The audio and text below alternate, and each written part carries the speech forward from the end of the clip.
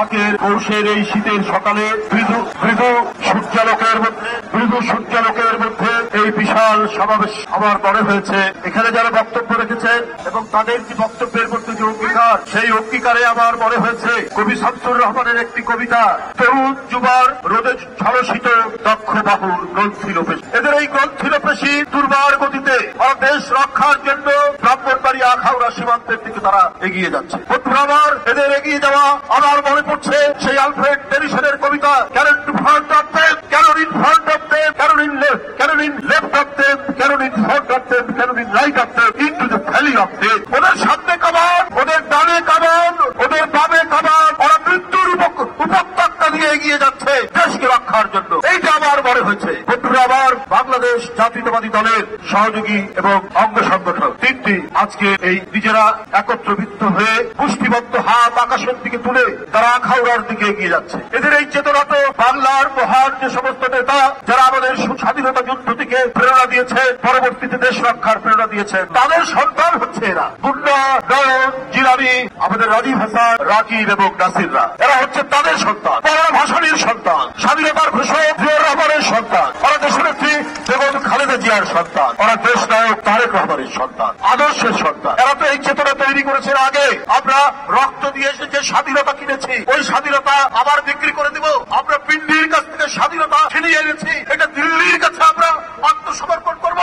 এই রক্ত আমাদের মাঝে নেই। বন্ধুরা আমার, আজকে যারা এখানে অঙ্গীকার বক্তব্য রেখেছে, তাদেরকে আবার বলা হয়েছে এখন তো বর্তমান যুদ্ধের sector commander, Munna sector commander, Jilani sector commander, আমাদের রাকিব সেক্টর কমান্ডার, আমাদের নয়ন সেক্টর কমান্ডার, আমাদের রাজীব হাসান সেক্টর কমান্ডার, আমাদের নাসির সেক্টর কমান্ডার। এই সেক্টর কমান্ডারদের নেতৃত্বে আপনারা এগিয়ে যাচ্ছেন সীমান্তে। তাদের বক্তব্যের মধ্যে দিয়ে আবার মনে হয়েছে সেই বিখ্যাত মার্কিন যুক্তরাষ্ট্রের স্বাধীনতার ঘোষণা। তারা যে অঙ্গীকার করেছে, আমার মনে হয়েছে সেই বিখ্যাত আর্টিকেল অফ ইন্ডিপেন্ডেন্স, ওদের বক্তব্যের মধ্যে সেই স্বাধীনতার যে অনুচ্ছেদ, সেই অনুচ্ছেদের অঙ্গীকারগুলো রয়েছে তাদের এই বক্তব্যের মধ্যে। সুতরাং আজকে দিল্লির যারা সাম্প্রদায়িক শাসক গোষ্ঠী, তারা জেনে রেখো, তোমরা একজন ভয়ঙ্কর রক্ত পিপাসু এক নারী, এক লেডি ফেরাউন, সেই লেডি ফেরাউনকে টিকানোর জন্য তোমরা 16 বছর তাকে সমর্থন দিয়েছে।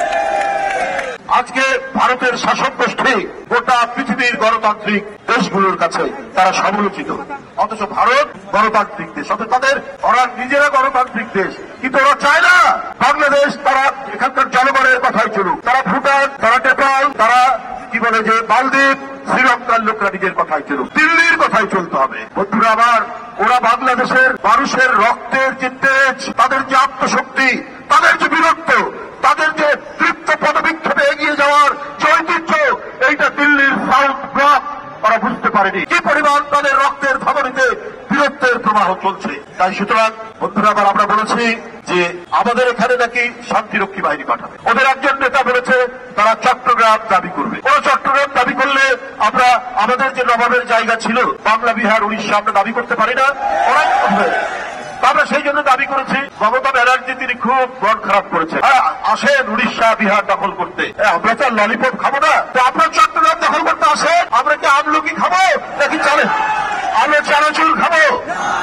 আমরা সেটা খাবো না। আমরাও আমাদের শক্তি, আমাদের দেশ, আমরা আমার দেশকে রক্ষা করবো। বন্ধুরা আমার, আমি লাস্ট একটি কথা বলছি। শেখ হাসিনা আদালতের মাধ্যমে জয় বাংলাকে জাতীয় স্লোগান করেছেন। এটা এখন সাবজুডিস, এটা এখন আদালতে বিচার চলছে এই ব্যাপারে। কিন্তু আমার শুধু একটা ব্যক্তিগত অভিজ্ঞতা, বাংলা নামে একটা প্রদেশ আছে ইন্ডিয়া। জয় বাংলা বললে তো আমাকে মমতার জয় বড় হবে, বাংলাদেশের তো জয় না। পশ্চিম বাংলা নামে একটা প্রদেশ আছে না ইন্ডিয়াতে, আমাকে একটা প্রদেশের জয় বলতে হবে। আর বাংলাদেশ জিন্দাবাদ, আমার মানচিত্র, আমার আম গাছ, আমার কাঁঠাল গাছ, আমার শীতলক্ষা, আমার ধলেশ্বরী, আমার পদ্মা, মেঘনা, যমুনা, আমার দোয়েল, শ্যামা, কোকিলের যে বাংলাদেশ, সেই বাংলাদেশ আমরা মানচিত্র সহ আমরা সেটি দেখতে পাবো।